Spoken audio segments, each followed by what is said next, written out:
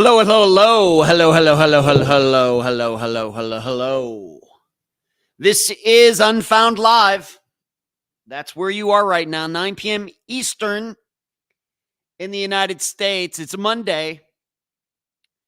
It's July 1st. I paid my rent today. And it's exactly 1 month to the greatest day of the year, by the way. 4 weeks, 3 days to the greatest day of the year. But right now, though, we're just here on July 1st. Thank you all for joining in tonight, all of you who are making time on this Monday night and watching and listening live. And for all of you who are going to pick this up as a podcast later, like Tuesday, July 2nd or whatever, I really appreciate all of you tuning in as well. I hope all of you out there in podcast land will give this podcast, the lesser known of the two podcasts, I might say. Hopefully, you will give it a nice thumbs up, 5-star review, whatever you think you got to do. But I would appreciate it. Please share it. It's kind of a unique podcast, a unique show that we do here where it's more like a general news type of programming, although I consider the podcast that comes out on Fridays to be news as well. This is more like your evening news where we touch upon a bunch of different topics in the true crime genre, even getting outside, of course, of disappearances. So please, out there in podcast land, give this 5-star review or thumbs up wherever you can. And for all of you who are tuned in tonight on July 1st, please like, share. If you're finding this show for the first time, subscribe, maybe even hit the join button below. And then on the screen, you can see patreon.com/Unfound Podcast. If you'd like to get some additional programming that others are not currently getting. What do I have lined up for you tonight? I got a lot to do. Oh my goodness, I got a lot to do. Want to talk about how Unfound or the Found episode and the Unfound Now episodes have come out. I have to talk about free speech within the context of true crime, and it relates to one of Unfound's most well-known episodes, the disappearance and death of Tom Brown. Need to get into free speech and a lawsuit that for now has been dismissed, but they're going to move it to the next level, I guess. Want to talk about the developments with Caleb Harris's disappearance. Of course, remains were found last Monday. That news came out kind of around the time the show started last Monday. And now we have had a week to look at the news and see what it's saying and analyze it. The Karen Reed trial has, at least the first one has ended. I want to talk a little bit about that. Going to try to get to these two missing firefighters who unfortunately have been discovered deceased. I had a story from last week. A teen was found in Texas covered with blood, and he won't explain how that happened. And then there's also a story about Yellowstone National Park, about people disappearing there. Very long article. I'm going to just look at a few excerpts. And I have at least one question that has been sent to me that I will try to answer in the best way possible before the show is over. So a lot to cover. I know a lot of those topics are very important, very you find a majority of them very interesting. So I'm going to do my best to get to all of them. But as you know, I like to limit this show to about 2 hours long. That's about all my voice really can take. So otherwise, what is going on with me since last Monday. My trivia team won again last Wednesday. There were how many of us? There were 7 of us there. And like I said, we won. We won $100. Pretty nice. And the new season, we came in second overall for the season. Had we played our cards right, we could have easily won by a lot.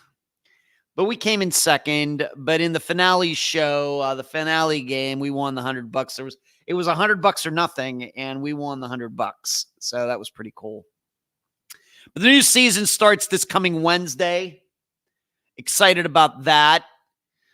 In other news, my brother and his wife are back from a tour. They went from Florida into Alabama, Louisiana, Texas, New Mexico, Colorado, Wyoming, Idaho, Montana, and then came back. Some of you may remember that they got an RV last year. Well, this was their first really, really long trip. They left on May 5th. They got back, I think, last Thursday. So around the 27th.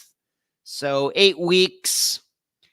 And they had a fantastic time. I actually saw both of them today. I was over at their house for about an hour. And mainly my brother Brian was telling me about their trip. And I think it was as good, if not better, than they ever could have hoped. And so they were telling me about some of the places that they saw, what they did, how the RV was and everything. I think they're really, really happy with how everything went. When they're going to be going on the next trip, not sure. But I'm sure they will do that again as soon as they can.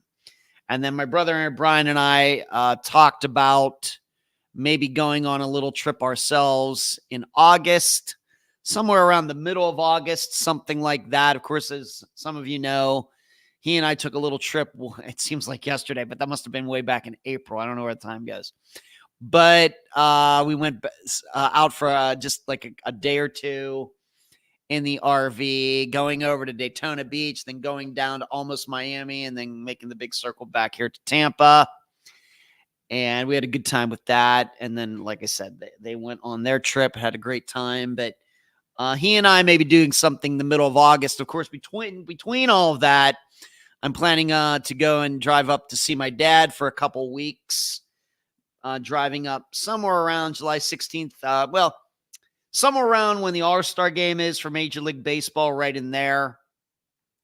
I'm going to be driving up and hang out with him for a couple weeks. And hopefully I can come back before the middle of August so I can make this trip happen with Brian. I think that would be pretty cool. So that was pretty neat today. And so that's really about what's been going on. I've been watching a lot of soccer, watched the Olympic track and field trials this past week, really get into all of that, really been enjoying that. Spectacular competition. And it's amazing what all these people could do. And of course, with the soccer, especially over in Europe, all being played in Germany. Of course, I've never been to Europe. So it's interesting seeing these different cities and everything. So that's how I've been spending my time when I'm still able to get work done. But I'm here at home. That's mainly what I've had on. And some of the soccer goes, from the morning the whole way till like 11 at night. So that's really what I've been doing. Spending a lot of time here at home, getting a lot of work done, and talking to people, lining up episodes for the next month. So I'm excited about all of that. So that's really what's been going on. I've changed my eating habits a little bit over the last month. Really have gotten away from like Cheez-Its and things like that. So I've been eating a lot of sunflower seeds. That's what's taken their place. And I have to say, I'm really enjoying it. And I know this maybe it's just psychological or something, but even looking at myself in the mirror, I'm like, and I getting on the scale, I can tell that There have been some changes just over the last month of me tweaking what I've been eating a little bit, just some subtle changes. And I think it's certainly made some difference there. But I haven't eaten sunflower seeds like forever, ever. But that's really what I've been munching on now. And what I've also been doing, like I said, replacing some other things that I probably should not have been eating, is I've been buying bell peppers like in like a bag, like not hot peppers, just regular green or whatever peppers, and cutting those up into little slices and then eating those with like blue cheese dressing instead of eating other things. And that's been going pretty well too. And I made wings this past week. So it's all been good. It's been beautiful here. Had some rain kind of come through, but nothing really crazy. So it's been really nice here. And then I got my car fixed today. I had a tire that was slowly losing air. I'd put air in it and it would lose like a pound of air a day, because I have the display in the car that tells you it'd be like 35 pounds, then 34, then 33, then 32 day by day. So I took it, and the guy found this little sharp piece of metal in the tread. And so it's all good now. And get the oil changed, and then the car will be ready to be driven up to Pennsylvania here in a couple of weeks. All right, so that's really what's been going on with me. Just been pretty, as you can tell, pretty boring here in Ed Denzel land. So let's see who is in the chat tonight, and then we will get started. Hello, everything. What's going on? Charlie, good to see you. Karen, everything. Glenn, going to answer your question tonight. Everybody, Glenn has a spectacular question, and I'm going to get to use a little bit of my Carl Jung, the psychologist, psychiatrist, Carl Jung, going to get to use some of my education on him. I've read actually a couple of his books, although not recently. Get into that maybe a little bit. Kathy, good to see you. Member of the think tank. Kathy, good to see you. Charles says he's chilling. And Lisa, look at you. And Paula, another think tank member. Stephanie.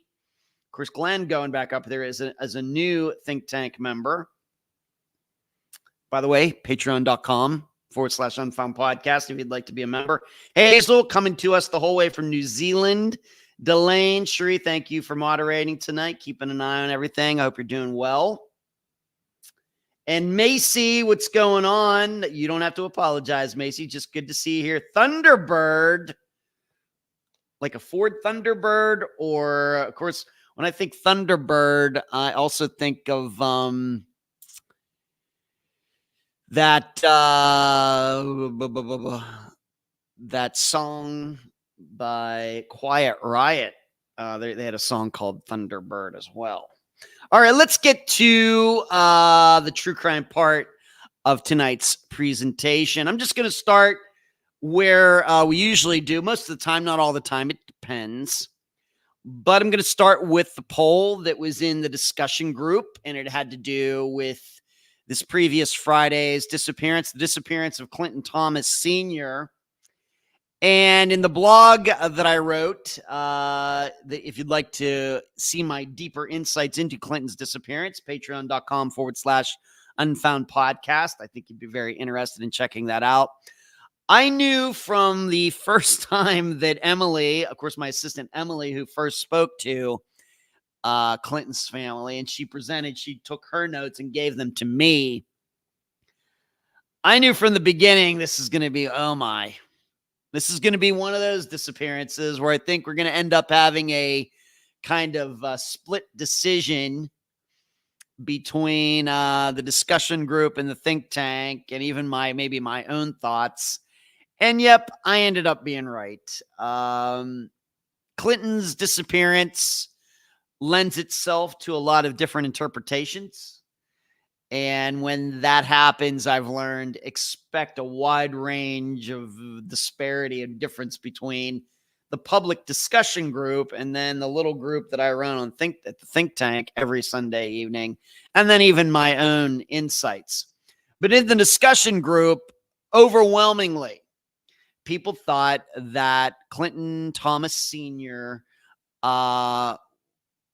Was made to disappear by somebody. So there was foul play, something like that. Somebody else caused his disappearance. It could be William Dinscore. It could be somebody who wasn't even mentioned in the episode.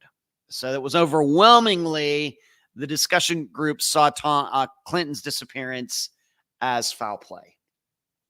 In the think tank, it was just about the opposite, except for one member, Kathy's in the chat. I don't know. Kathy doesn't mind. She's strong-willed. She can take it. Kathy thought that it was also foul play, but the other people who were in there, I think we had 6 or 7 other people in there last night. Like I said, it's a very small group. It's the way I like it. We thought that, or the rest of the group thought that there wasn't foul play, that this is a situation, something happened with Clinton in his mind, and whether he stormed off just because he was ticked off that his truck broke down, or he was having some sort of mental episode or something like that. A majority of the think tank just put the cause of Clinton's disappearance on Clinton himself. And for me, I also went in that direction, but I will tell you, because I truly, really, really tried to come to a firm theory. I really don't like to leave people hanging with these things in the private blog at patreon.com.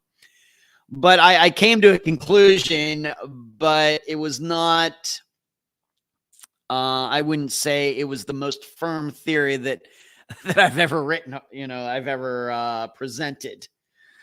But it's one of those things where at some point you feel like you get to the point where you maybe feel like you know too much about these types of disappearances.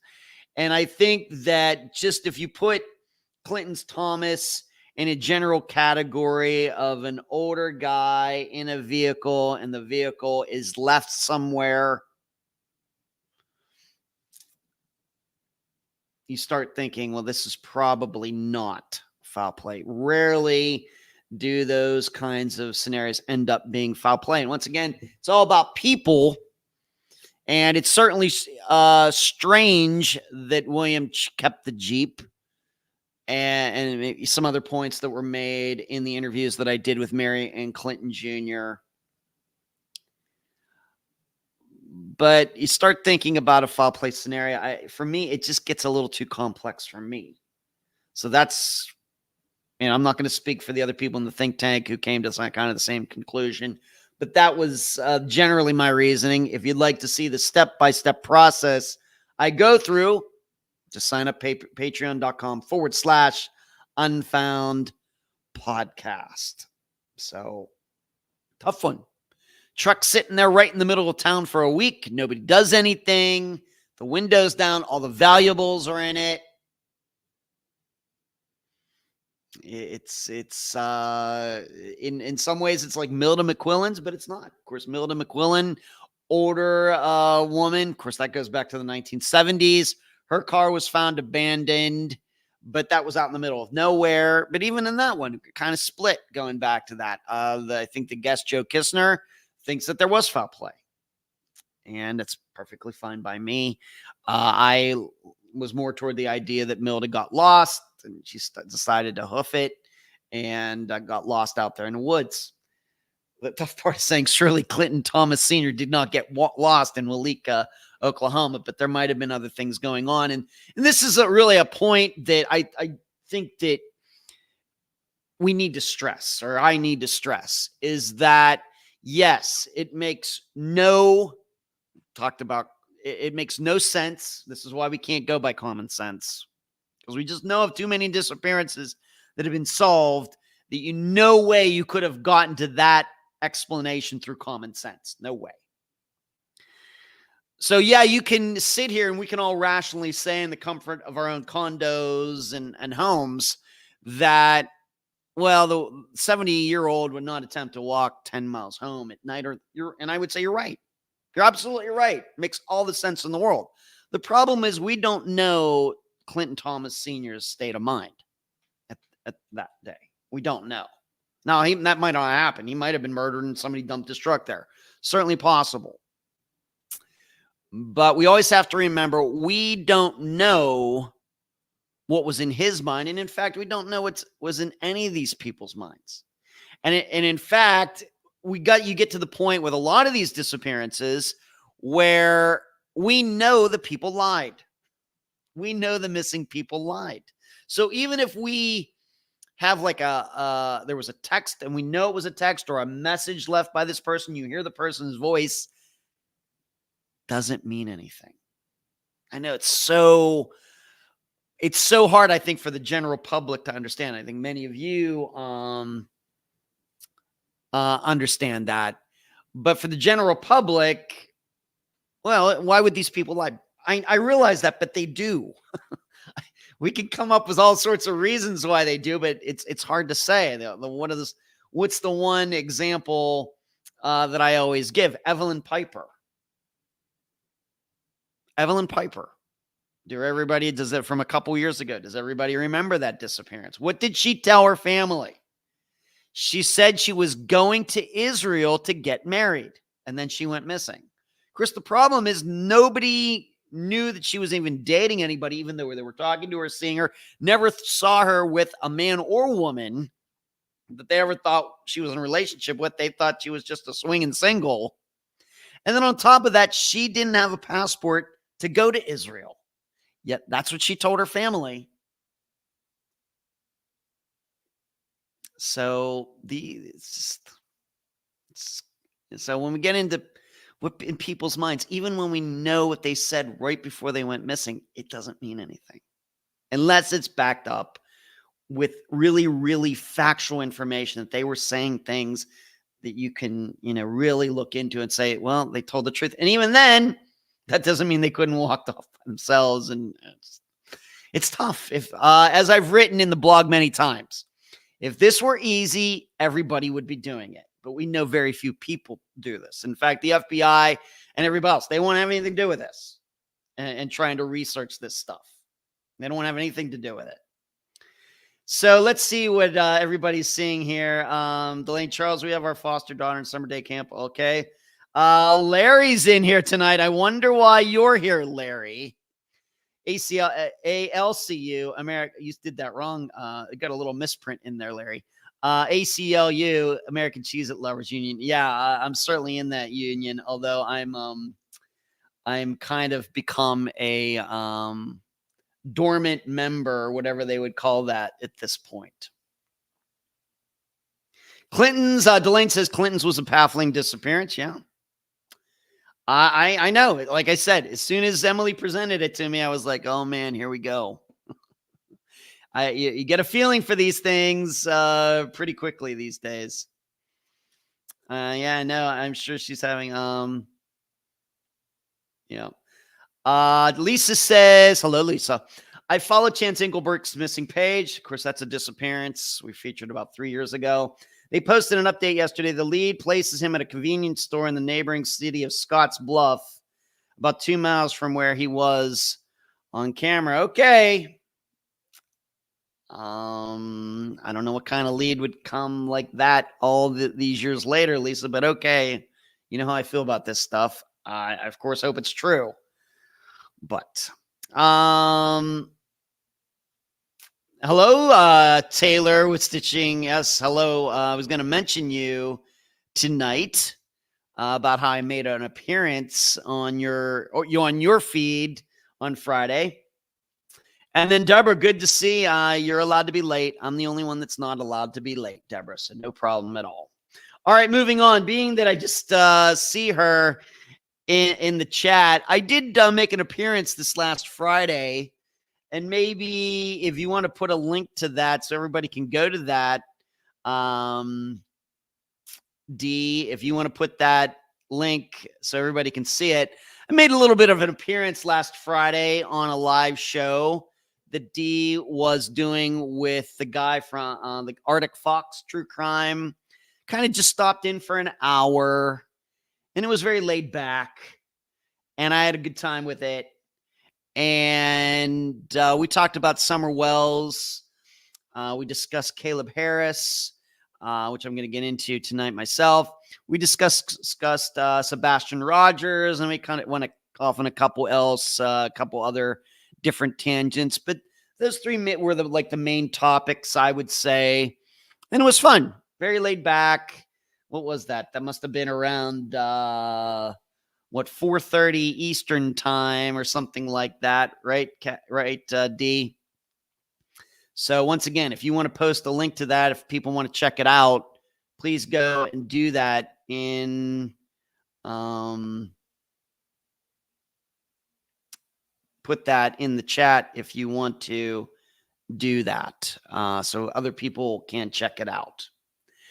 Moving on, Unfound and Unfound, or Found and Unfound now. For all of you Patreon people at the $5 a month level and above, the newest Found episode is out, and this is one of those. I do have a moderator in here. Yeah, I do, D. I have Cherie. Why do you ask? But I ended up picking out a Found, and if some of you are like, well, what's that? Well, it's for Patreon and YouTube supporters. And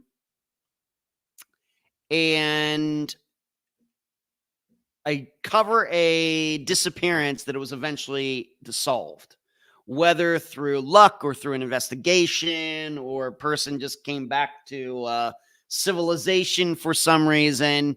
And that's why it's called Found. I just X out the U and the N. And I picked out a disappearance to discovery that I'm not sure many people know about, but it is it's very sad because a police officer was murdered. But in covering, this guy's name was Donald Eugene Webb. And I knew about it since I was a kid because it all happened very close to where I grew up in Leechburg, Pennsylvania. And he ended up being setting the record for being on the FBI's top 10 wanted list. He ended up for as many weeks as he was on there. And then more recently, his record was passed up but for a very long time, he held the record for being on the top 10 list, the longest, where they couldn't solve it. But he was, I don't want to give it all away, but I just wonder how many people really, really know his story. And it's interesting to me because when you do find out how he ended up going missing and how he was discovered, it can teach us a lot about disappearances and the lengths that people will go to stay missing if they really, really, really, really, really, really need to stay missing. But like I said, I knew it because he committed a crime. He murdered a cop in a place called Saxonburg, Pennsylvania, very little tiny town. It's in Butler County, kind of close to where my dad lives now as well. And he went missing, but he was finally discovered in 1980, and then he was found in 2017.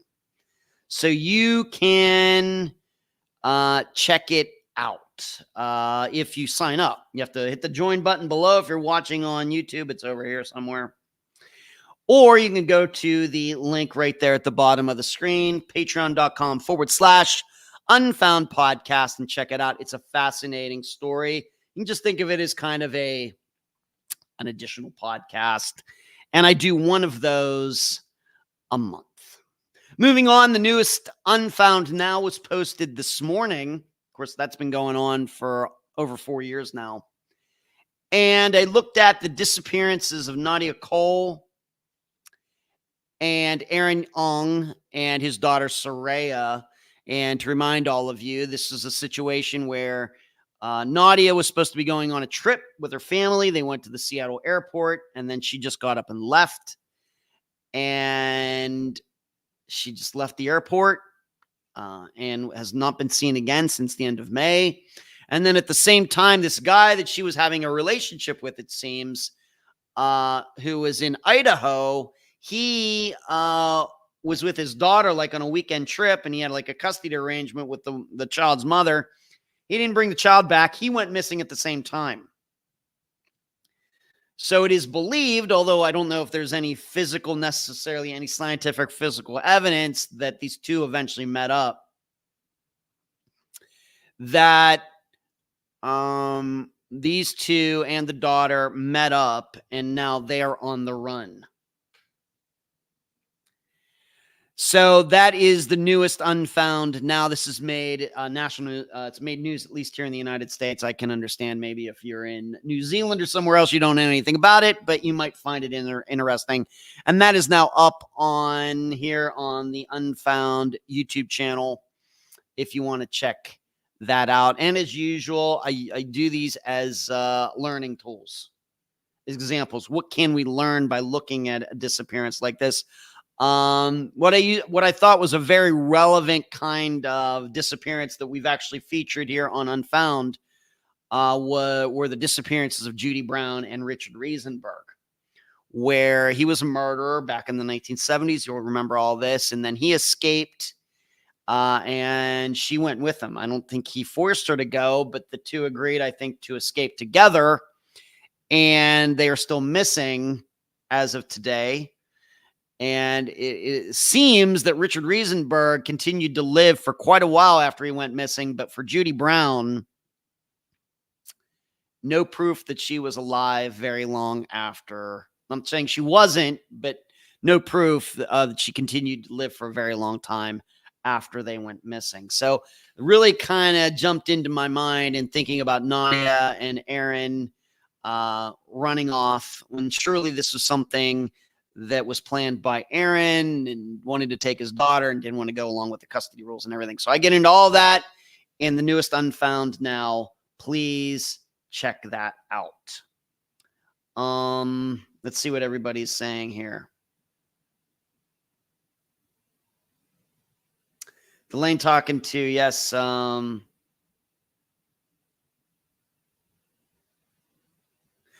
Fairy. What's going on? Are you figuring that out? That link, did that get posted? Cherie, got it. Link took me off here. Yeah, we'll take you off here, everything. So everybody can come just back to that link later. That's fine. It'll be there to check out. Yesterday, okay, so Taylor's continue to talk about that. Okay, moving on. Where do I want to go next? Let's talk about Caleb Harris.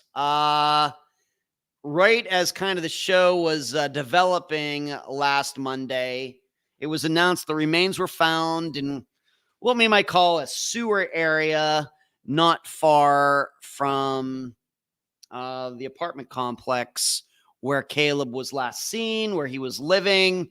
And you'll remember, just to refresh your memories, it was like 3 a.m. He ordered some Uber Eats or something. He was going to be going fishing later that day, I guess after the sun came up. And somewhere within all of that, the food showed up. It was sitting in his front door, but he went missing, never to be seen again. And then just last Monday, for some reason, somebody went down into the sewer. Was an alarm set off or something? There was something going on. And they went into the sewer system not far from where he was last seen, and they found human remains. Now, as of a week later, here now on July 1st, they're still trying to find out who exactly this human is. I guess we can all say, if it's not Caleb Harris, it's going to be quite a story. I mean, what are the odds that he goes missing right there, and then it's somebody else's remains in this sewer? That would be a story. So I'm thinking those remains are his, and if that's the case, it's very sad. It's very sad. I can't say I'm surprised by it, but maybe many of you are. But I'm not necessarily surprised. And in fact, going back, I did an Unfound now. In fact, I think Caleb Harris's was the last one at the end of May. or maybe at the end of April. I even made the statement, although I don't know if I could have predicted the remains would be found in the local sewer only 100 yards, 200 yards away, however far it is. I did say that I suspected that this disappearance was most likely just caused by Caleb himself. And I think that is going to be the situation here. Of course, my reasoning was looking at the timeline and knowing that his phone shut off, what was it, 7 or 8 minutes after he talked to somebody or text somebody or the picture was taken. And what I figured out was, well, is it a coincidence that from that spot, it was like a 7 or 8 minute walk to the water? How about that? That certainly is something. And that's what Google said. Now, of course, the sewer was a lot closer. But I think that I was hoping he was still alive. I really don't think the facts said that, but you always hold out hope. And certainly I've been wrong before. Brandon Roberts, I thought he was deceased. Nope. He ended up being alive. That's the way the things go sometimes, in a much more positive direction than I could have predicted. But it just seemed to me that, and I realized there were, there comments out there. Well, he posted something on Reddit about meeting somebody and all of this. And well, somebody could have thrown him down in there if this does end up being, this would presuppose that the person knew that there was a sewer there in the first place. This was presupposed that this person knew that where the manhole cover was missing. Was it there? Wasn't it there? And this would presuppose a lot of things that the killer would have had to have known before the killer showed up there. But the problem is, of course, there's no way that if it's just some random killer who picked Caleb out on Reddit, there's no way the killer could have known where Caleb was until he got there. And then what did the killer do? Like, it's just too complicated. It's just way too complicated. I'm not saying that a body's never been stuck in a sewer. It certainly has. But in that one that seemed to me to be so kind of hidden, if not camouflaged and everything, you have to remember this happened at night and everything else. It just gets so complicated so quickly. And I'm just not, I have to tell you, I'm just not seeing any signs to believe this was foul play. Now, I realize that insults some people. Well, surely Caleb wouldn't have. This goes back to the argument I just made with Clinton Thomas Sr. I agree with you. No reasonable person would ever go down one of those sewers by choice. I agree with you. But that presupposes that the person is being reasonable. This presupposes that the person is rational. This presupposes that the person doesn't have some mental issue going on. It presupposes the person isn't high or on mushrooms and everything else that we've all encountered over the last 8 years of Unfound.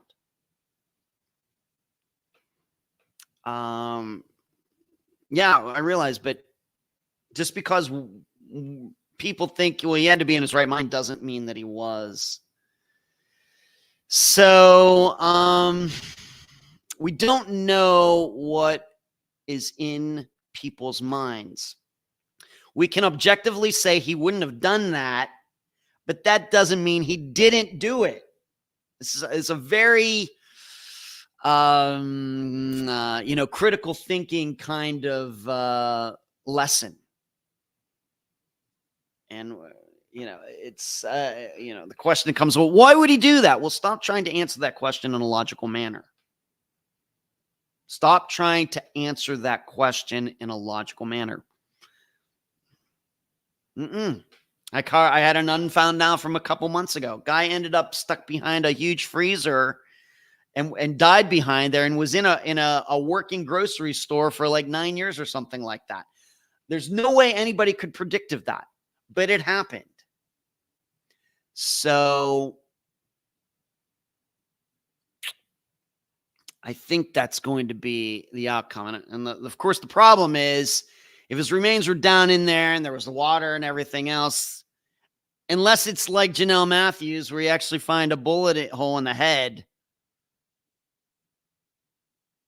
I don't know how there would ever. I'm no scientist, but I don't know how they would ever determine a cause of death. I don't know how you would ever do that. Especially since I guess we have to believe, being that it's been a week and they haven't been able to actually determine that it's Caleb. That just shows you how degraded those remains must have been. They just can't, wear the clothes and everything else. I guess they're gone. So, like I said, I hope it's not him. I hope Caleb is still alive. Of course, somebody's dead, and that's sad no matter what.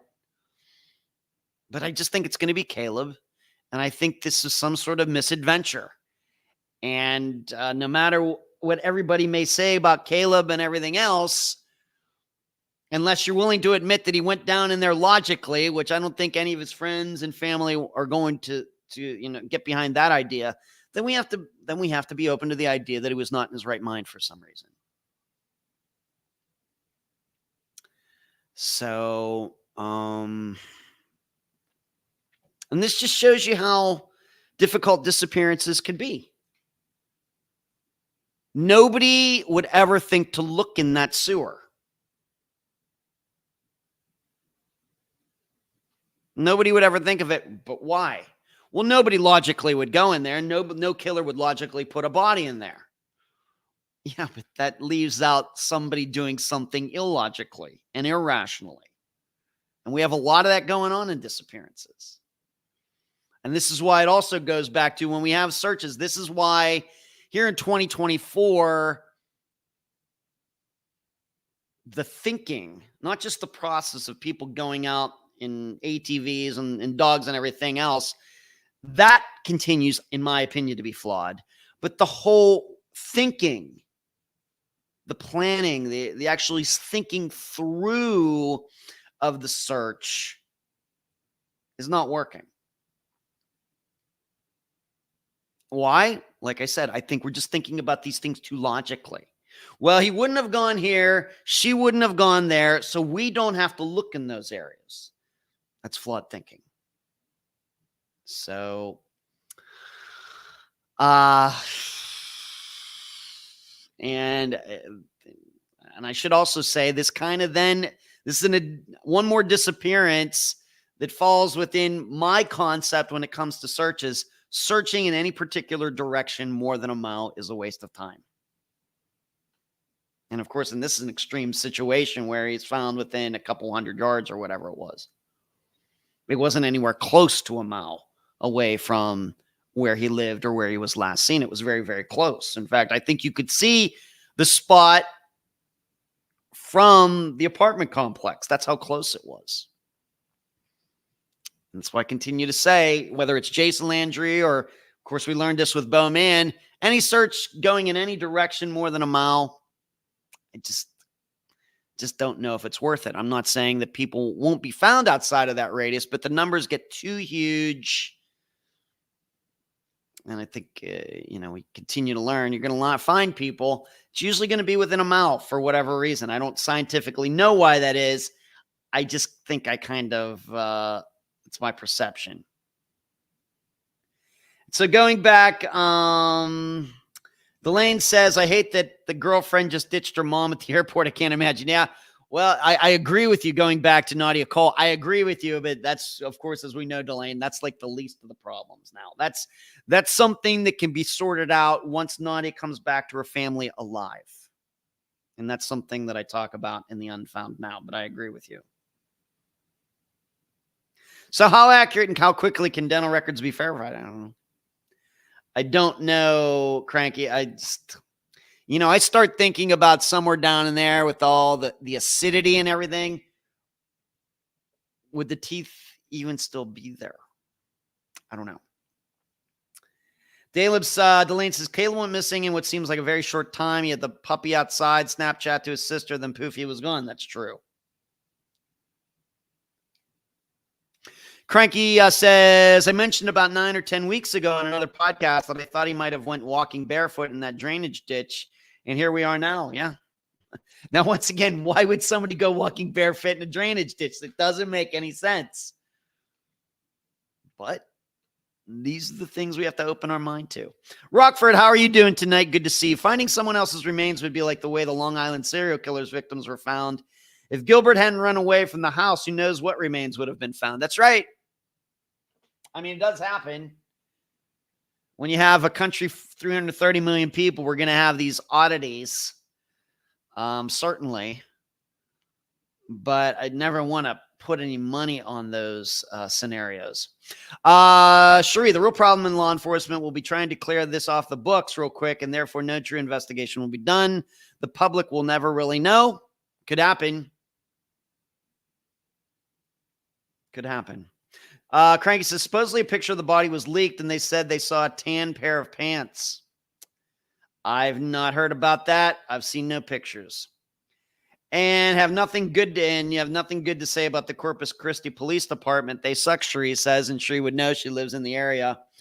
There's a lot of reasons to be critical of them.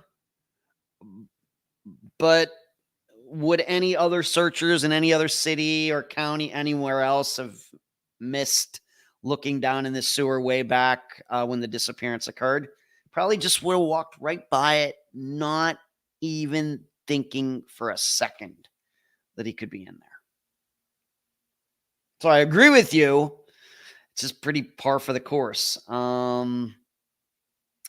Rockford, they're going back to Shannon and the Gilgo Beach Killer. Rockford, I'm with you, Delane. Too much of a coincidence. The connection, yes. Macy, everyone remember to give Ed a thumbs up. Yeah, give this video as I'm doing it tonight. Give it a thumbs up. I'd appreciate that. That really helps my confidence. Rockford says, we know Brian Schaefer left the building. Of course he did, but isn't there a non-zero chance he didn't? We can't totally throw it out, or can we? I think we can throw it out now, Rockford. I don't know if you could do that on day, Brian Schaefer's disappearance +1, or maybe even Brian Schaefer's disappearance +10. But I think you can do it at Brian Schaefer plus, what is it? 5,000. It seems. It's just, once again, it's just how much do you want to get into these outliers and everything. There is, unfortunately, there is a bang for the buck component here. Risk and reward.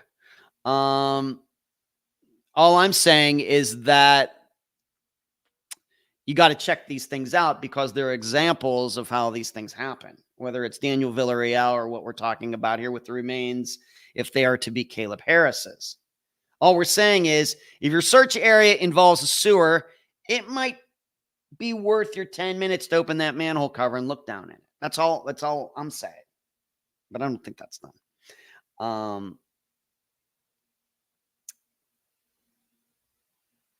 My Schaefer tie-in is, in case it isn't obvious, came up because of sewers and freezers. Okay. Yeah.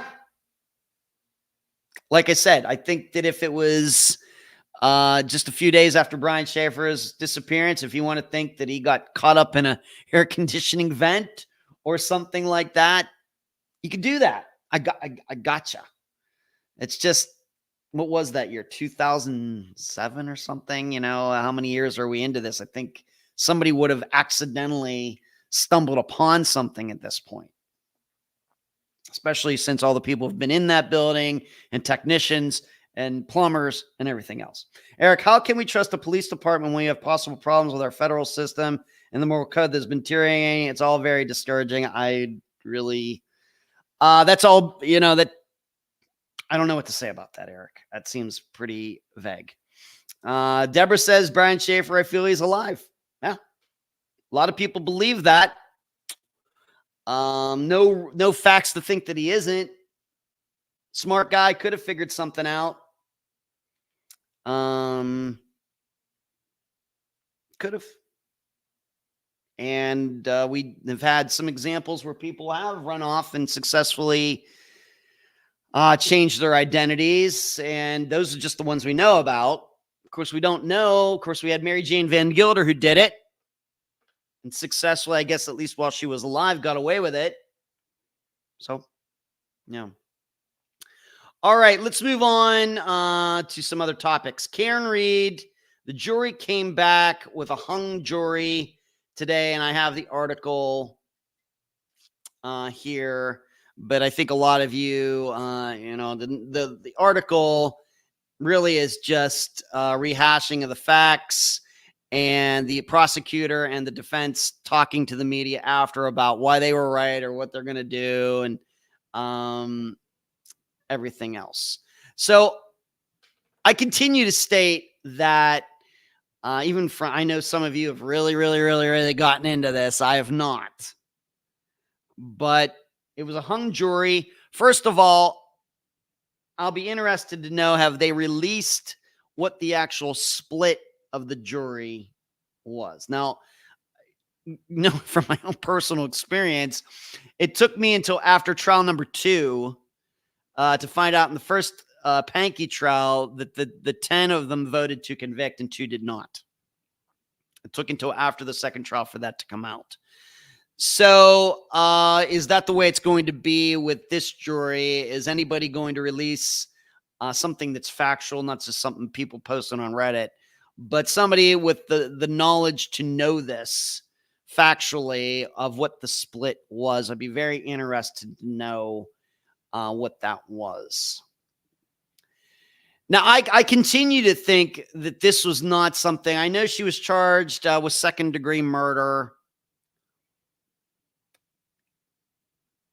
Once again, the way I understand, and I realize there are people who think she had nothing to do with it, and that's where all the free Karen Reed shirts and everything have come out, and I'll get to that in a moment. Of course, the defense presented a case that the guy actually did go inside. Something happened. He got beat up.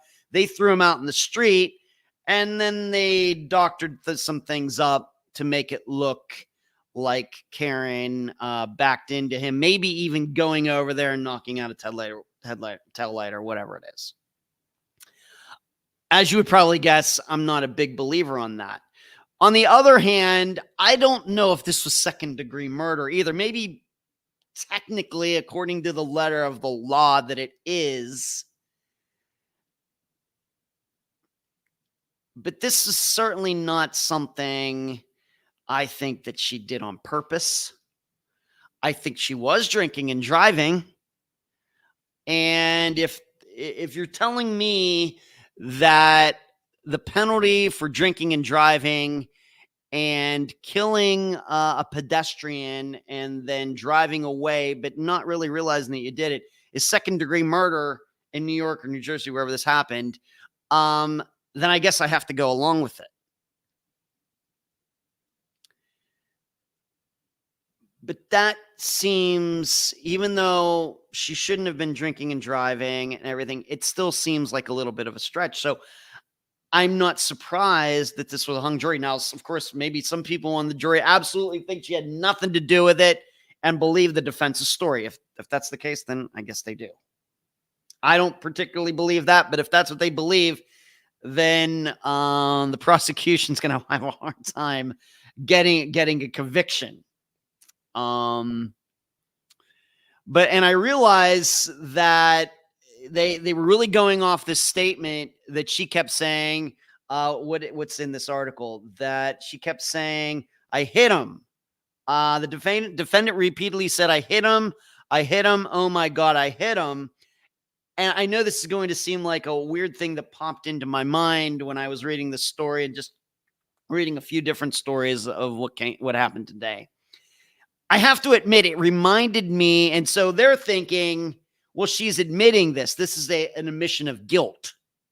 Oh, she does remember hitting him. I know she did try to drive away and get away with it, on and on and on.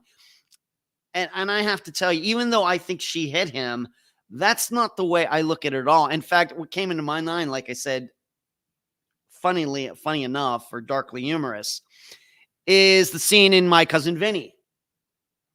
When Ralph Macchio's character, of course, he thinks that he's getting taken in because he inadvertently shoplifted something. He put something in his pocket, walked off without paying it for it. But then the sheriff there says, when did you shoot the clerk? And Ralph Macchio said, I shot the clerk. I shot the clerk. I shot the clerk. And then he starts to figure out, oh, wait a minute. The reason I'm here is because the clerk was murdered and they think me and my buddy did it. To me, I know that's a weird comparison, but to me, this is more like what is in my mind when Karen was saying, I hit him. I hit him. Oh my God, I hit him. That's not an admission of guilt.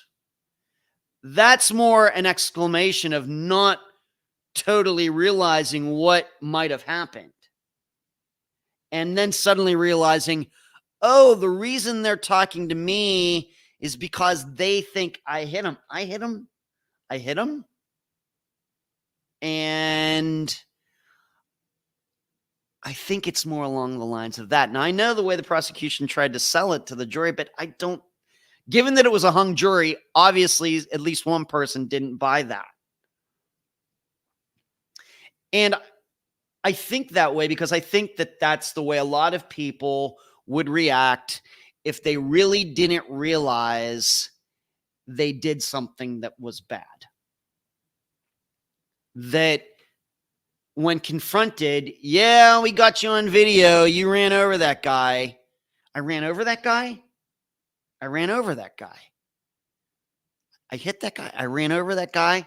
That's not an admission of guilt. That's talking to yourself.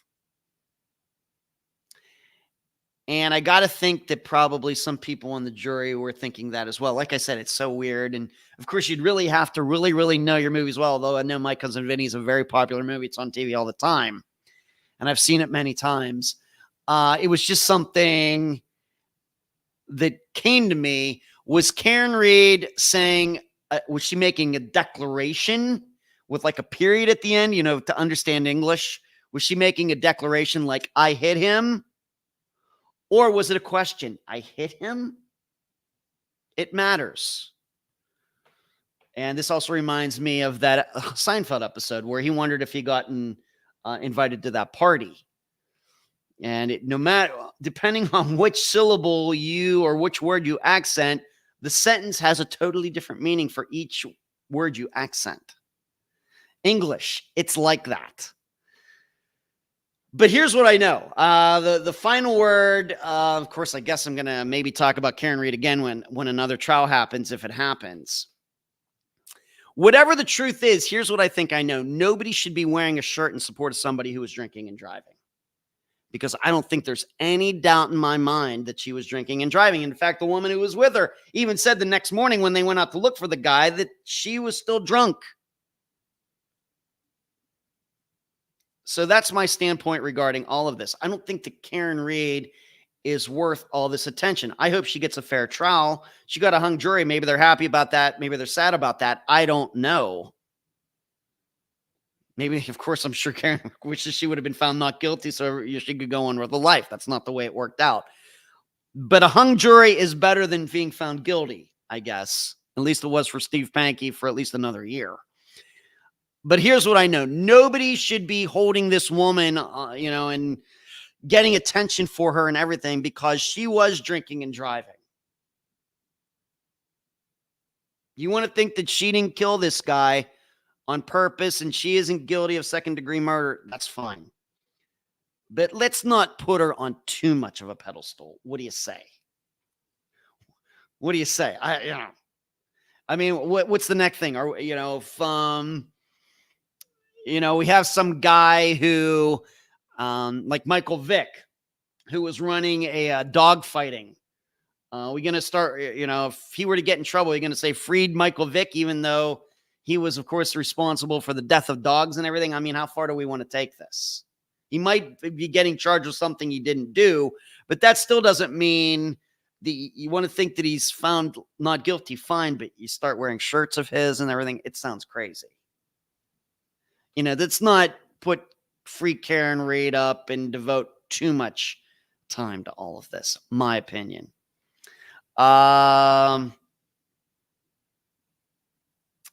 If you're searching for someone, doesn't every nook and cranny deserve to be searched? It does, Delane. It does, Delane. The problem we have is that everybody gets complacent. And that's just human nature. Delane, I still think she's being railroaded. The jury wasn't polled. Delane thinks that Karen Reed's getting railroaded. Okay. I really think the marks on his arms are dog bites. Okay. Boston, thank you, Cherie. Like I said, I knew some of the facts just reading the article. Rockford, I wouldn't have tried that case. There's more reasonable doubt there than all the Unfound the Man Said cases combined. Okay, I'm exaggerating, but not much. Like I said, I really am not an expert on it. That's not been my impression, Rockford. I agree with you that all I would say is that second-degree murder under those conditions sounds like a stretch. This seems like it was an accident brought on by a woman who shouldn't have been driving. And I believe her when she says she, she doesn't remember, or even to the point she's saying she didn't do it. In her mind, she maybe thinks that she didn't. I think this was an accident. Still bad. Drinking and driving, leaving the scene of an accident, whether you knew it or not, is still a crime. But second-degree murder, that just overcharging. Shri says, if the CW would have charged Karen with intoxicated manslaughter, we probably wouldn't be here. Yeah. You just wonder, could it be that this all happened because, was this kind of like an arms race? The people started thinking, well, she doesn't deserve this. Prosecution says, well, I'm even going to raise it. The two sides getting more and more over the top, getting more vitriol back and forth and suddenly the prosecution, it's talking itself into second-degree murder when they could have probably gotten her convicted on a lesser charge. You wonder, did they start taking this personally? Kathy says, Delane, my daughter's been following Karen's case, not me. April says, not enough info to convict. She was just negligent, shouldn't have been driving. That is certainly true. Rockford, Shri, maybe, but the standard's still beyond a reasonable doubt, and it's tough to get there. If we're talking about a civil trial and a preponderance over the evidence standard, okay, I'm on board. Okay. They're going to retry. All right. Well, then I guess everybody gets to take a second ride on the roller coaster. I hate that name about people lovers, but know the damage they can do. Yeah. Michael Vick. Yeah. She is now rethinking her choice to wear an Astros jersey this evening. Oh no, we're not going to get into that. So that's what I have to say about Karen Reed. I don't think it's right that all these people are holding her up and saying that she was drinking and driving. Since when in the United States did we start supporting people who are drinking and driving, whether they killed anybody or not, whether they hit somebody or not? You want to just say that she didn't do it? Okay. Let's not start wearing shirts with drunk drivers' names on them. What do you say? Can we agree to that? Moving on. I'm going to answer Glenn's question right now. Glenn has a spectacular question. It's a long one, Glenn. Glenn asked me, there's definitely a certain psychological factor with a lot of missing persons cases and homicide cases where seemingly intelligent, level-headed people get involved with the wrong people or crowd. Has this aspect ever been looked into from a behavioral science perspective? I'm wondering if better understanding of this phenomenon can not only help avoid these cases, but also solve them. Things may seem to defy logic, but there may be more to it, which would help us understand the situation better. Of course, and this is all relevant because maybe within the next month, I am going to be interviewing an FBI agent who is a profiler. Of course, some of you know how I feel about profilers, but it took Nixon to go to China. So I'm sure we're going to get into that, Glenn. I'm going to remember your question when I have this FBI agent on the regular podcast when I interview this person. But I will tell you this. I think the key part in your question is level-headed people. We have to really, not that I have time to do it tonight, but we really have to really understand, well, what does that mean? What exactly does that mean? Level-headed people in public, level-headed people in private, because there are people who are absolutely level-headed people in public. Behind the scenes, they're crazy. And then there are people who are level-headed people behind the scenes, behind closed doors, and then in public, they have reputations of being crazy. Maybe for either example, we might compare like the mafia, guys in the mafia. All of them, except for their mistresses, I guess, good family men. They care about their family. They want to provide for the family. They want to try to raise their kids in the right way. They took part in Little League and all these things behind the scenes, at home and everything. Level-headed people, but publicly, some of the scariest people you ever want to meet. In contrast, we have people that I think we've figured this out, like with serial killers or just abusers, men mainly, who are in public just the nicest guys you ever want to meet. And then all of a sudden, all these things, come out about them, how they were abusing women and sexual harassment and everything else.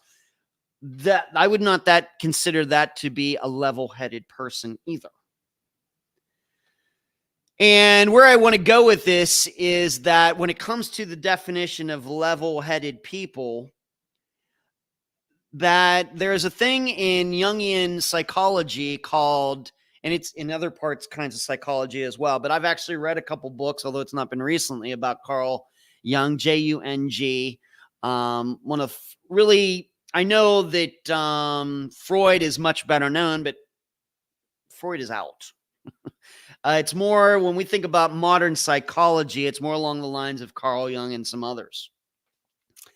And he talks about a process called individuation, where in his thinking, that means trying to marry up that which we hide from people with what we present to people, and trying to get those to be the same. And people who get that to be the same are usually considered to be what we consider to be the most level-headed people. Now, it very well may be these people are evil all the time, but we're not making moral judgments here. Psychology does not make moral judgments.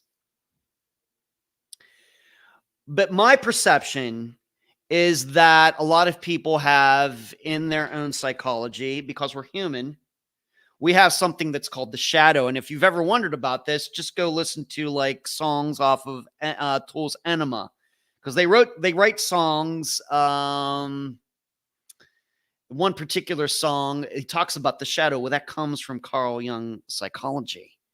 And the shadow is that part of our psyche that we never show anybody, because we're afraid of what that might mean. And the thing you have to understand is, when we hear shadow, that doesn't mean it's something we would call evil. It sounds evil, but that doesn't necessarily mean it is evil. And a perfect example may be something like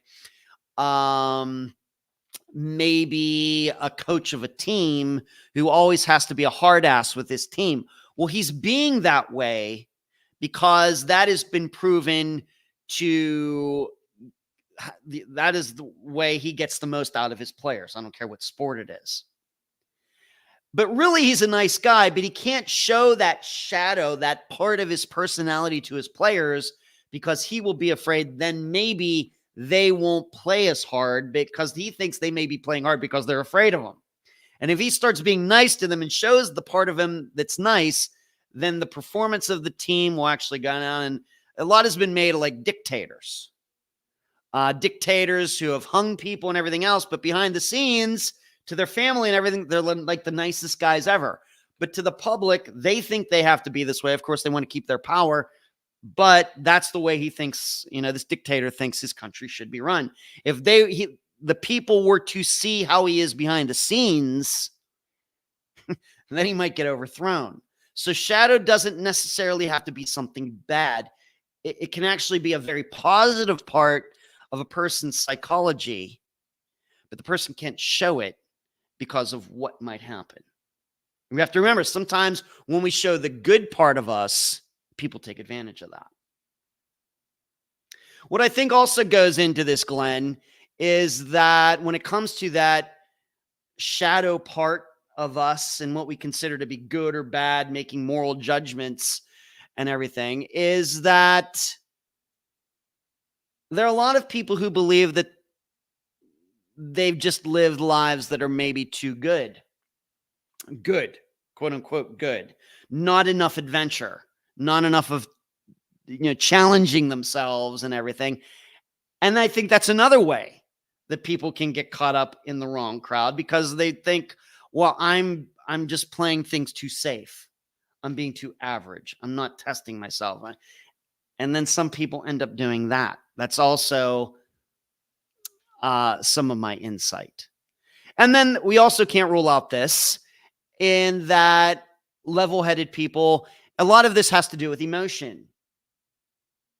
That how many mothers and fathers out there are giving alibis to their criminal children, and then they get caught up. Of course, the wrong people in this case would be their kids.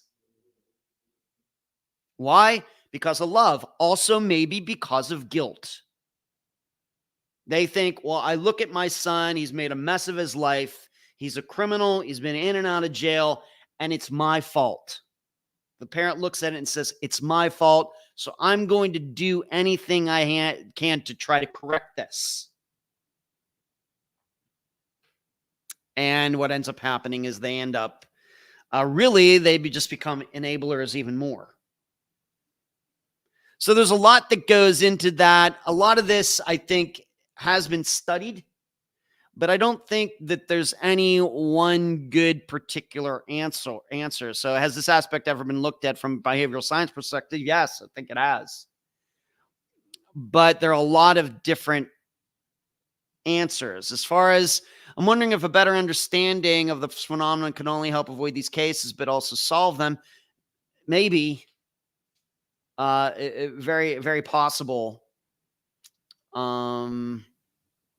But I think it's certainly understood. It's just, psychology is a science, but it's not like physics. I realize there's certain religions and things that think psychology is crap. Scientology, which of course is the headquarters is right over here. They of course think that all psychology is crap. Not here to judge that. And there are other belief systems that thinks it's all crap, that it's not a science at all. It's just hocus pocus and people trying to get in other people's minds and everything else. I'm a believer in it, but I also realize that it has its limitations. Psychologists can be fooled. You ask people questions, they can lie to you. You get somebody on the couch for a session, the person can, and having been to a sports psychologist a couple years ago and being in a setting where I'm talking about what I'm feeling out in the disc golf course and everything else, I could have gone in there and completely lied to the woman, and she wouldn't have known the difference. I didn't lie. So it's an inexact science, even though I think it is a science, but it's not physics. There's no formulas or anything.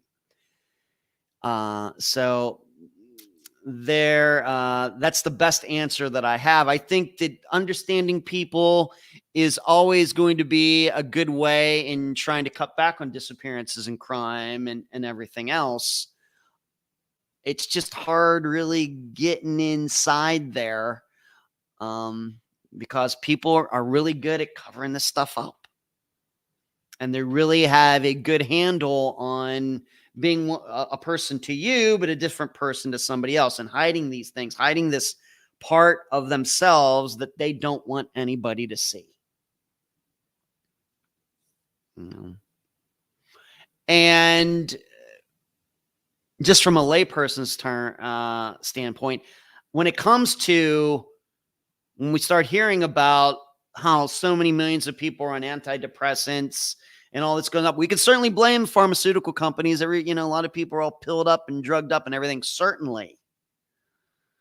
There's a lot of blame to go there, I believe, especially when we start looking at opioids and how they were marketed starting in the 1990s, certainly. But I also think that a lot of people have to take, they have to look at themselves. You just can't always blame these things on other people or on a pharmaceutical company or on this or on that and everything else. I think a lot of people are into these positions. They just got to make better decisions. I sit here at 53 years old, never done any of that stuff. I mean, the only reason I went to a psychologist a couple of years ago is because of a hobby, because I really wanted to get inside my own head. I mean, I was interested in it. But otherwise, so it's very hard for me to relate to people like that. And I realize a lot of chemical issues out there, chemical imbalances in the brain and everything else, but you're never going to convince me that all these people who take antidepressants and all these other things, all of them really need them. So a lot went into that answer. So let me see what everybody has been saying here. Marcus, thank you. You're a new member. Marcus, thank you so much. It's good seeing you. How you doing out there? I hope you're well. Thank you. You're very generous joining here on YouTube. Deborah, delaying the damage they do is brought on.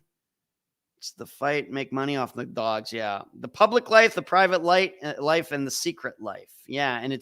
And what we're talking about, Delane, is not just the physical world, but the mental world. The mental psyche, the public psyche, the private psyche, and then that part of the brain that nobody except the person himself or herself sees. What we're talking about. Enema is a good album, Stephanie says. Bobby Knight, I guess an example of a guy who is crazy in public and different behind the scenes, I guess. Hello, Carrie, Assistant Carrie. How are you? Rockford says a Tool reference. Yeah, song is 46 and 2. 46 and 2, just ahead of me. Bump, bump, bump, bump, bump, bump, bump. Yeah, I agree. T-shirts glorifying drunk drivers is in bad taste. Then again, if we apply that standard to all bad behavior, Adam Reeder would do his show shirtless. That's true. Kinda. Rockford, I love Tool. Rockford, you got Coheed and Cambria. Not into them. Not even a huge, for me, Tool just had, I know they had a couple good songs before Enema came out, but really it's those couple songs and the album Enema, and then I just can't get into anything after that. Like I said, everybody knows kind of my, the bell curve of my musical taste at this point. All right, so there's that. So if it's not enough to get into psychology tonight, how about we get into a little free speech talk? Now, I realize some of you are very, very new to the podcast, some of you, but many of you also been around here for a long enough time.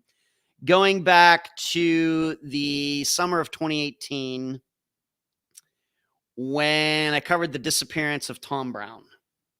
And if you are here at the live show, you realize we haven't talked about this for a while. And, but it's been that disappearance. I mean, it's either Steve Pankey, Tom Brown was Steve Pankey before Steve Pankey became Steve Pankey. I would say that a lot of people, maybe who are not even maybe listeners to Unfound, maybe just know about it now because of Unfound being on 48 Hours and everything else. But before Steve Pankey came along in the fall of 2019, what Unfound was most known for was its coverage of the disappearance of Tom Brown.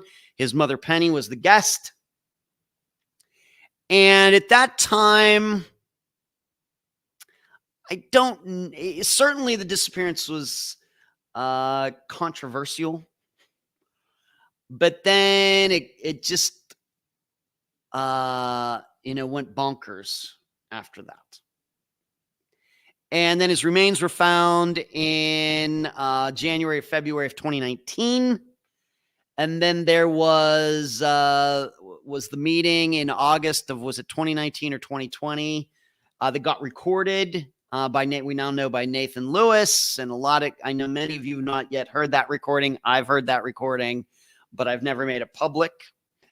And still, we're still trying to figure out, well, what happened to Tom Brown? And we're into two different camps. Those, maybe three different camps. We have the people who think that Tom Brown, something maybe like some of these disappearances, somebody ditched a car and walked off and died. There's that camp. And then there's the camp that maybe Phil Klein and I think the Brown family fall into.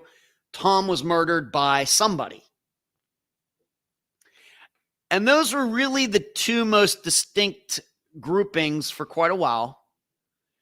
And then kind of into 2020 and 2021 and now to the present, a third group emerged. And that was the idea that Tom Brown actually made it home that night. And something happened there. And his mother and his stepfather and his brother all covered it up. Those, I think, if I got that right, anybody's following this. And that is where we still are in 2024. Well, what has happened is that this third theory has gotten a lot of attention to the point that starting in 2022 or something, that radio host on that radio station, and I never mentioned the station or the guy's name anymore, by the way, you can go find it for yourselves, had a guy on there who was purported to be a former Ranger, whatever he said he was. His last name, I think, is Crane, Crain. And they did a lot of what we might call speculating, more than you will ever hear on Unfound, for reasons that all of you already know. And because of this, Phil Klein and Penny and the rest of the family decided to file a defamation suit against the radio station, the radio host, the guest, and I think there's probably some other people who are also thrown in there, saying that they have defamed the family, saying that, well, how, they covered a crime up, or they maybe even killed Tom themselves. This is how it's gone. Well, just last week, although it sounds to me like they brought it to one court and Klein and the Brown family, or the Meek family, got a favorable ruling. But then this went to the next level, and that ruling came out, and the court rejected that any defamation had been done. And it's up on, if you're a member of the Facebook group, on Facebook at the discussion group, a woman, Amanda Moore, she took the time to post the entire PDF file there. You can read it for yourselves. I'm not reading it here. But just safe to say that I was not surprised by the decision that the court made. Now, you should know they're going to appeal, and they're going to take it to whatever it is, the Texas Supreme Court, and who knows how far they can take this. And now you should know, I think that this theory is crazy. I think it's crazy. And what really sticks with me regarding this is the guy who ended up appearing on that radio show was not the first person to bring this up. It wasn't like this came to his mind. This theory actually came out before that. And the funny thing is, where are those people now? It was like, they had a website, they did a podcast or anything. What has happened to those people? It was like you might compare it to like a drive-by shooting. They came in real hot and heavy, making all these allegations against Penny and her family and everything. And now they're gone. Where are they? Where are they? Are they still out there? But my perception is that this guy found out about that. And then he was the one that was invited or requested. I don't know how it happened. Ended up going on that radio show with that radio host and being interviewed several times and really exploring this particular theory. And this is what got them in trouble. But you have to understand something. You can think that a theory is crazy, but also know that this lawsuit that Phil Klein and the Brown family brought is wrong. You can be in that camp. Now, I realize there are many of you out there who think, well, that's just not right. For somebody to be able to go on there and just say something like that and make these allegations with no proof, somebody should not be able to do that.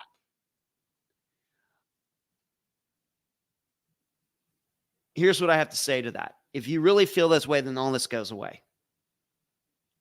All goes away. I realize here in the United States, now you should know something.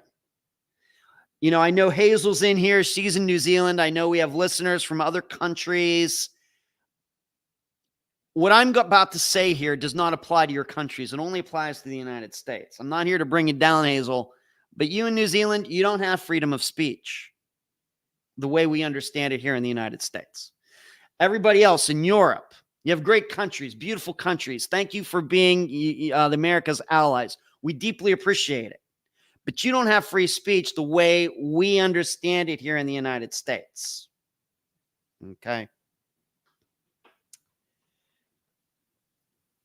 And if you really, like I do, I follow, being that I'm in the free speech business, I run this podcast, I'm in the information business, but I'm in the free speech business as well. But I'm also in the avoiding defamation business. This is one of the reasons we don't do theories.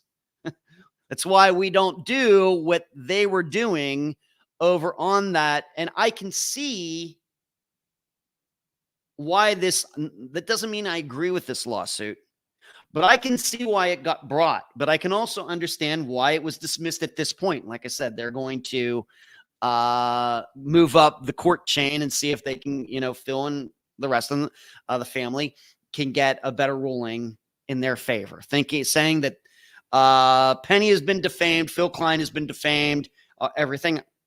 I get it. I think, though, that this is a huge problem for free speech in the United States.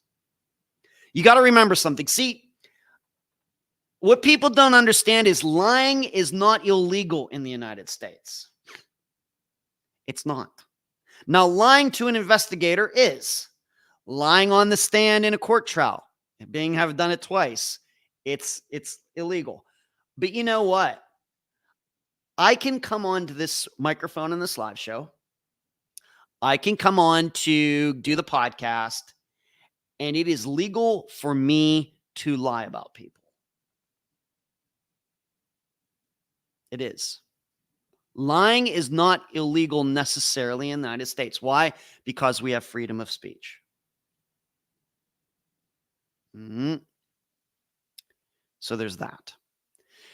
And what I think a lot of people don't understand about when it comes to defamation is that it's just not simply, well, he lied about me, so I can sue him. Can't do it that way. It's not enough to say I'm offended, so that should be illegal. It's not. Although, trust me, there are people all over the political spectrum that would love for that to be true.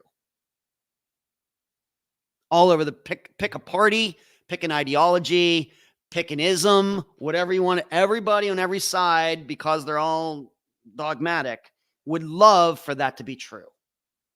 Luckily, it's not. Luckily, it's not. My feelings are hurt, so that can't be said. And it's kind of what we call cancel culture today. And a lot of people are doing it. On all sides of all ideologies and culture and everything, everybody's doing it. Everybody's trying to get the upper hand by trying to get somebody else to shut up. They can't beat them on the argument, so they just want them to shut up. How mature. And that kind of feels like what's going on here with this, to me. But where I was going with that is it's not enough just stuff to say, I'm offended by this. That doesn't mean anything. The standard, now granted, we have the federal standard when it comes to freedom of speech and defamation. Then each state's kind of a little bit different here and there. And even here, like with the podcast, you may not even know this, but the way things work here in Florida is that there is a statute of limitations on defamation. And what that means for me is that, say an episode of my podcast came out in 2018, and since then, I've never altered that. So I haven't revisited that disappearance or anything else. And they say somebody comes to me and says, you defamed me. If that's never happened, by the way. Some people have been upset, and I've kind of tweaked a couple of the older episodes, just tweaked them a little bit, but it wasn't necessarily a defamation thing. And I look back at those, looking how I was kind of new to podcasting, and I was like, you know what? That probably was. I didn't defame them, but I probably was a little unfair. But that hasn't happened very much. There's maybe less than 5 episodes that I've ever done that. But if somebody were to come to me and be serious about that and say, that podcast that came out in 2018, you defamed me, I'm going to sue you. Here in Florida, the defamation statute of limitations is 2 years. So once a podcast, an episode comes out, anybody who wants to claim that myself or the guest defamed them has 2 years to do that. After that, it's like it never happened. Something to understand. So with defamation in the United States, it's not enough. Even if you prove that somebody lied, that's not enough. You actually have to prove that you've been harmed in some way. And not emotionally, but your marriage fell apart. Your kids didn't get into law school. You lost your job. Things like that. Things that have to be substantial to even be serious about it. And then on top of that, if that's not enough, so it's a very high standard. Once again, here in the United States, this is how seriously we take free speech. I realize other countries, I really realize you get to stay stuff and everything, but for most other countries of the world, the reason you have rights, quote unquote, is because the government's given them to you.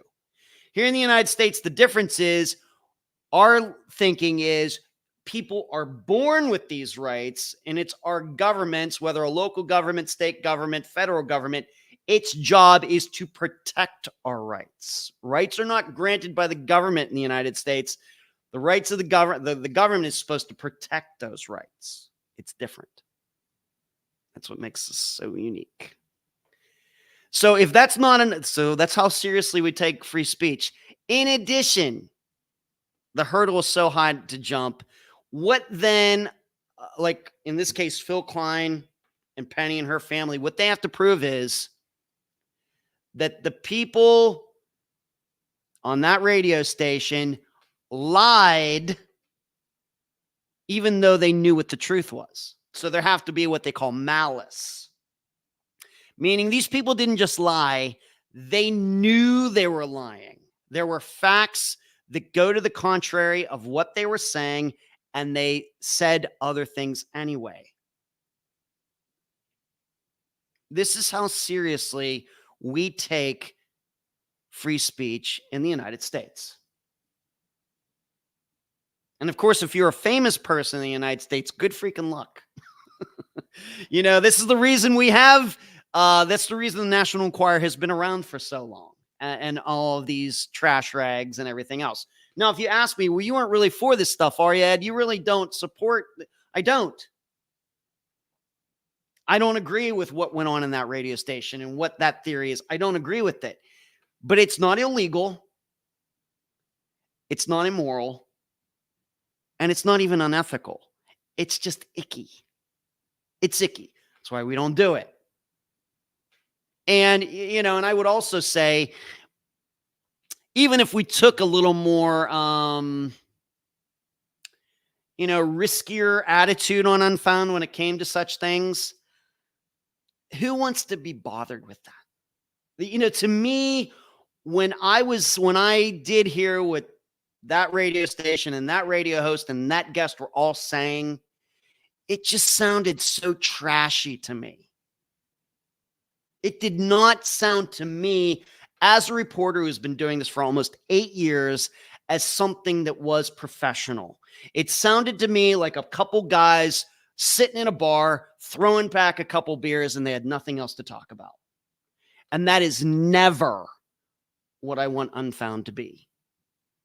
But just because I think that, and that's the way it struck me, does not make it illegal. It just makes it lowbrow.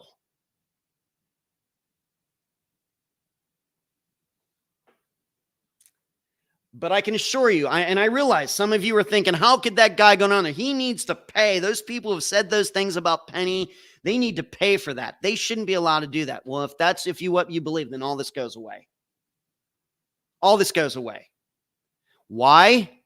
Because what do most true crime shows talk about? They talk about suspects.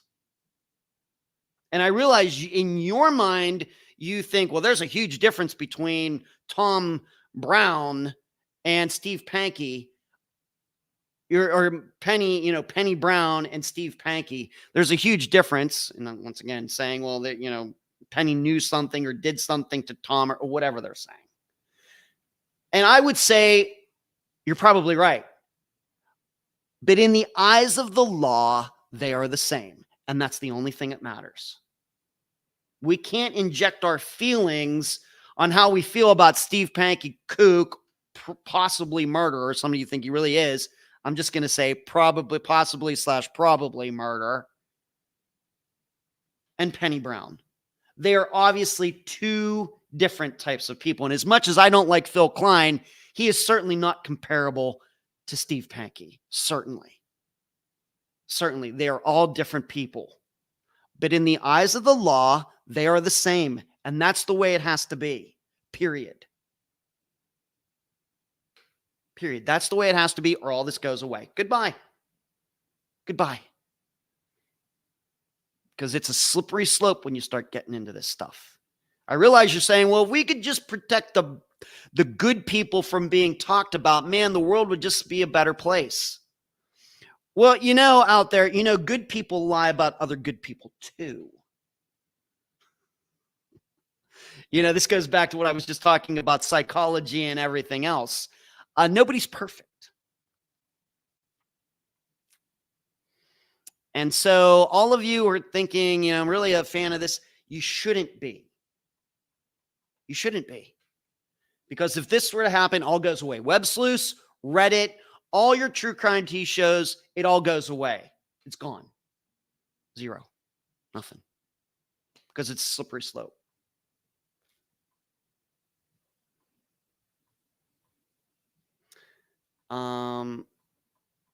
You have to remember the big question to restrict talk about. Now, I come to the defense of my guests. If somebody posts something derogatory about a guest, like on YouTube here, I delete it because I have the right to do that. That doesn't mean I'm going to turn that person in. I'm going to call the cops and say, hey, that person lied about one of my guests. I just don't think it right. That's the way it has to be. To restrict to talk about families, I'm not restricting that person's speech.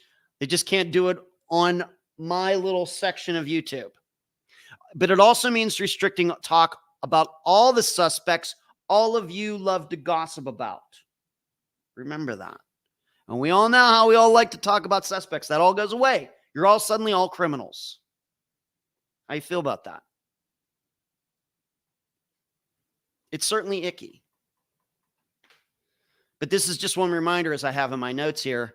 This thing right here, this can be a weapon if you want it to be. It doesn't have to be. It can be a tool for great things. But in the hands of the wrong people, it becomes a weapon.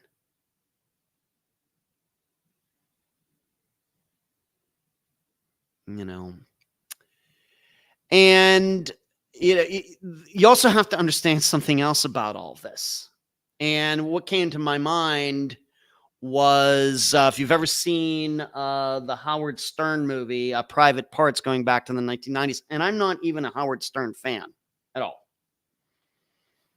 But there was and I think this just wasn't in the movie. I think this is actually true. This was not a Hollywood spin on something in the movie. This was actually something that was true. That Howard Stern, when he came on the radio in New York in the 1980s, of course we know, of course he's on satellite. Nobody really thinks about him anymore. But when he was over the airwaves, the regular airwaves that you could, find on, any regular radio or whatever, we realized how many charges were brought against him by the SEC, swearing and all this other stuff. And what they found, though, is that in a study in New York around this time when he was getting in all the trouble, they found out that the people who hated Howard Stern listened to him longer than the people who loved Howard Stern. And so my message to all of you, if you want these types of people who are saying nasty things about people you like, and you believe that these nasty comments are lies and everything else, you have to stop listening to them. The problem is, here's what I think I know. I'm not in Texas, and I certainly I could have gotten these interviews over the internet or something like that. And I think maybe I did just to get a flavor for them because I'm in the news business. I do want to know what this guy's saying. But here's what I know. There are a lot of people who hate that radio host, hate that radio station, and think that guest was on there was full of crap. And those people still listened. You're not helping. You're not helping. If you hate here's what I know. I hate country music. I don't listen to it. I dislike Taylor Swift. I don't listen to her. But it's obvious to me there are people, especially, in the genre that I'm in, true crime, that are the opposite of that. You love the drama. You love to listen to stuff that you don't like, because you never know what the people are going to say and everything else. You have to stop doing that. If you want these types of people to go away, stop listening to them.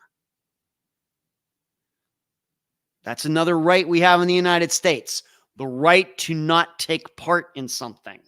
This isn't some dictatorship like North Korea where we're required to listen to the radio every day and listen to what Kim Jong-un says.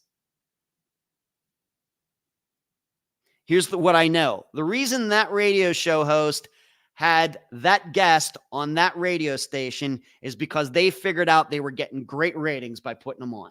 That's why. If nobody would have listened when the guy was on there the first time, the guy never would have been back.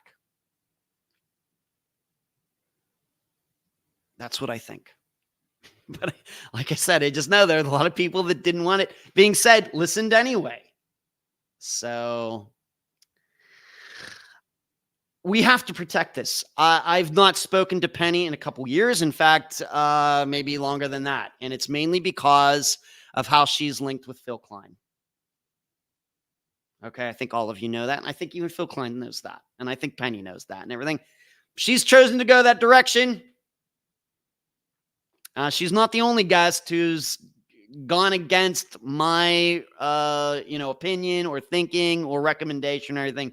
Not the first, not going to be the last. It's just, I don't know what I can do about that. I'm here to help, but I'm not going to get in a situation where, it's this like tug of war between me and somebody else who's given that person advice. I just, just don't have the time to do that. Especially when my thinking and the other person's thinking is so different. So, and one last thing. Well, Ed, what about you? What if somebody said that you murdered somebody? How would you feel about that? How would you feel? Maybe something, maybe something a little different. What if some woman came forward to say that Ed Densel raped me? And it was obvious lie. Obviously, I would never do anything like that. You'd have to understand that I wouldn't be able to do anything about it. Of course, people would start leaking in with this. Did Ed even know this woman? Were they even together? Did he live in the same building? Did they go, did he see her at trivia? Did he see her at a Starbucks? How do these two people even know each other? How does Ed even know this woman? Of course, people are going to look into that. And it might be very obvious that I was never anywhere near and never knew her. And she's just bringing it out of nowhere to some kook for whatever reason. But if it could be proven that I did know her, still, I wouldn't be able to do anything. The only way I would ever be able to, now she may be if she filed like a police report saying I did it. Of course, filing a police report false police report is against the law. And you can get in certainly, whatever the facts she would put on that piece of paper, I would be able to say, yeah, I don't even know what she's talking about because I was here and here's proof that I was here and she was nowhere near here. So this is all a lie. And then she would get in trouble for lying to the police, filing a false police report. But if I couldn't do that, the next step would be, for me, at least with the work I do here, is that if I could prove that because of what this woman was saying, that guests weren't taking my emails anymore, and suddenly we're saying, I can't be on your, on your podcast because of these allegations against you and everything, then that would be actionable for me. That would at least be actionable because I would then be able to say physically, there is proof that this person lying about me is costing me my livelihood. Then I might be able to get somewhere with that. That's how these things go.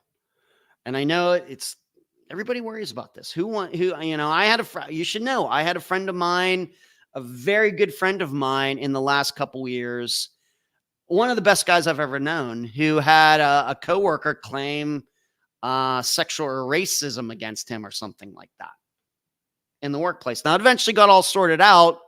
And of course, he didn't do anything. But wow,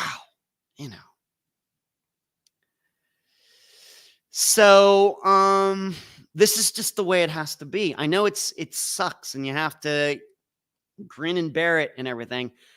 But I think this is wrong. Now, you should know there have been people who've been trying to push the idea that, defamation and libel and slander laws need to be changed. Like the hurdles to jump, it should be easier for somebody to bring these charges and everything. I have to admit, I'm not a fan of that, even though I try to stay as much away from talking badly about people on Unfound as I can. But there is the thinking out there that maybe it's gone too far. I don't think it has. But you have to understand, there's always going to be people who want to restrict free speech or whatever other rights we have in the United States, whatever, the rights that are protected in the United States for all sorts of logical, good feeling reasons. And it has nothing to do with our actual rights. It has to do with feelings and a bunch of other things that should have no play in the rights that we have in the United States that are supposed to be protected. That is my speech on that. I think this is all a very bad idea. And I would caution all of you to really check yourselves before you get behind. I feel horrible for Penny in that.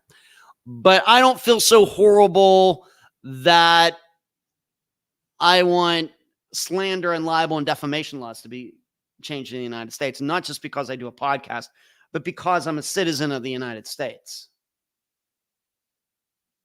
I'm not for restricting people. If that's the way that guy wants to run his radio show over there, he can do that. But if we want to fight against the United States, stop listening to him. Stop listening to that station. Stop listening to these people who are just pulling stuff out of the air. My opinion is too many of you like too much of that stuff. That's why when you ask me, hey, do you know what's going on in this podcast? No, I keep my eye on my own work because of this. These are the reasons. Let's see. I'm waiting for Cherie to agree with Ed so I can claim conspiracy and take this to litigation. Of course, Cherie agrees with me. You should join us more often. Larry should. Suzanne, even if they have truth and accusation, AOG and others are not listening. You really just want this to go away. Suzanne, I don't think that at all. They've looked into this. All right. I know everybody, I got an email just a couple days ago. It's crazy. Outside the box thinking should be encouraged. Some theories are nuts. That's okay. Yep. Some lawsuits are nuttier. Suzanne, I meant proof. They want this to go away. Leslie, I don't think they want it to go away. It's just they can't go any further at this point in time. Good Lord, imagine how jammed up the civil courts would be. We have a single right to voice our opinion. Every true crime podcast out there talking about their opinion and cases based on their own personal views. Proving damages in defamation cases is challenging. Totally right, Charlie. Glenn, the Alex Jones Sandy Hook is a good case about free speech versus harm done. Right. And the thing is, though, here, Glenn, I'm glad you brought that up. The issue is this. People still continued to listen to his show, even though they thought what he was saying was crap. This is the problem. They keep listening. I realize that there is a sector of the United States, we have 300 some million people who, when you have that many people, there's going to be people who have some people think the earth is flat.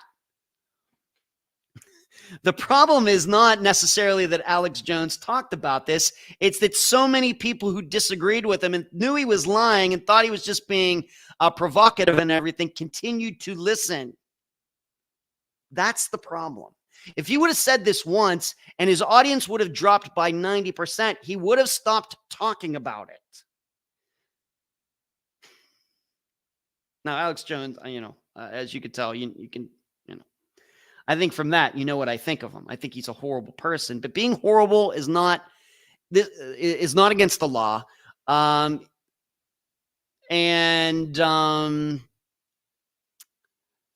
are ways when it comes to public choice that this can be handled. It doesn't need laws. This actually was a hot topic when we talked privately about the Lewis recording. Yep, we mean the Unfound team at the time. Yes. Missed that. I've thought about Tom over the years, but I stopped following the case. Not getting into that, Delane. Leslie, oh my God, you're so right. Oh no, not Taylor. So good. You don't care for HS. Never really got into him. I don't know. Howard Stern, just not my kind of thing. Having, freaks on and all this stuff. It's just not my taste. It's a matter of taste. Thank you, Taylor. People tune in for the drama thinking it's just them doing it, but it isn't. The volume of people doing it benefits the person they object to. Morton Downey Jr. Oh my gosh, that's going back. I remember him. Yeah, Swifty. Rockford, who else thought there was a decent chance the feed would get cut after Ed's Swift comment? That's funny. Well, I could have brought up Nickelback. Happened to Trevor Bauer, banned from the Major League Baseball because of allegations that were unfounded or untrue. Yes, that's true. Blacklisted because, yes. Our whole justice system needs to reboot it. Denver, I'm not convinced of that. I'm not convinced of that. I don't look for perfection because humans aren't perfect. It's not perfect. Maybe it's not supposed to be perfect. Moderate the moderator. Not going to do that, Rockford. Except for criticisms of Iron Maiden, even the Bailey era. No, you can certainly absolutely criticize the Blaze Bailey era. They only have a couple good songs during that era, Rockford, but I'm so biased. I'm a huge Bruce Dickinson fan, not just as a singer, but as a person. So that's what I have to say about that. I'm not a fan of what's going on, but I know after posting that, or having Amanda post it in there about some people think that this is perfectly fine. And I think that's just a very short-sighted view. I think it just is. I think it is not in the spirit of our freedom of speech in the United States. And I think that,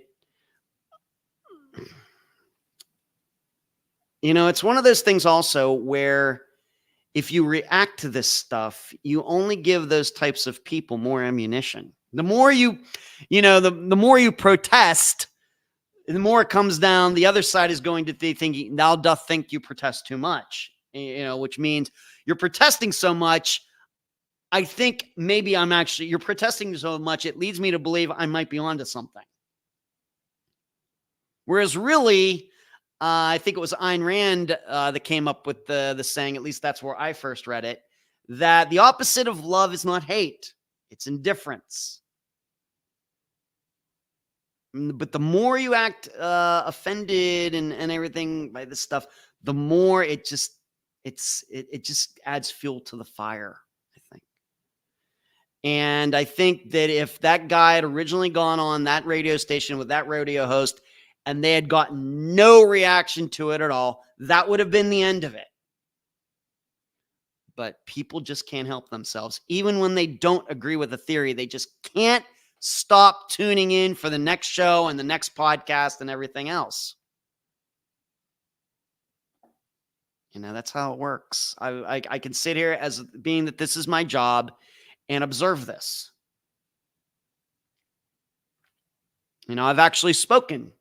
What was that? 2019. I actually took some time, went down and spoke to a lawyer down in St. Pete here about definition and doing a podcast like Unfound and talking about suspects and all of these things. I've actually done it. I paid for an hour of his time, and he listened to the podcast and got an idea of what we do, and we went over all this. So, and it was interesting because the lawyer, I think he was telling me the truth. The interesting thing was this lawyer had actually, as a person, won a defamation case against himself. Somebody had defamed him, and so he knew all about it, and he went through what had actually happened to him, and so he's very experienced, and he actually, as a private citizen, getting a lawyer, won a defamation case when somebody had said something about him that was a lie and actually hurt him personally, and he could prove that it had suffered monetary or damages or whatever else. It was a very interesting conversation. Although I guess it's privilege being that I was talking. It's my rights, not his rights. The rights exist for the client. So there you go. So that's all I have to say on that. Doesn't look like I'm going to get to the missing firefighters tonight. It's a weird story. I can say, did she kidnap him? She was stalking him, and then they got in a car, and now they're both dead, and it might be a murder-suicide. Is this the situation where a guy didn't kidnap a woman, but a woman kidnapped a guy? What's going on? I don't know what's going on with that. And then this Yellowstone National Park story. I'm not going to get to it. I think the person that's going to be the most let down by that story is David Paulides. And once again, there's another example. Too many people read what he's written and listen to him, even though they know it's all crap. But they listen anyway. It only brings out more crap. I personally think if the only people who are listening to him or reading him are actually people who believed him, he'd probably have to go be a greeter at Walmart. My insight. All right, this Friday,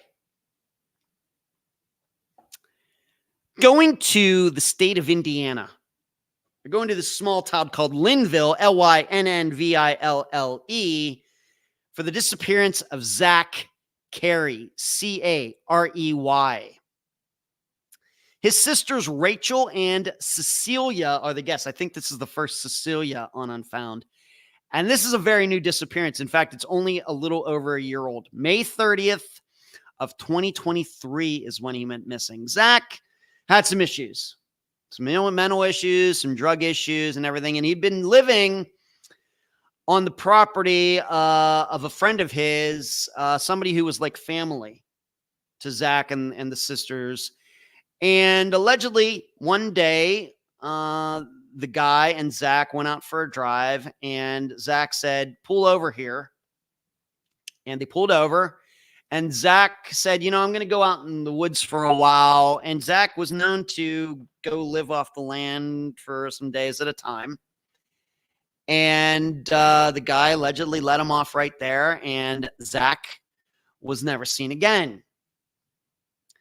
The problem is that after this happened, this guy who had been very close to Zach's family stopped talking to them and would stop answering any questions.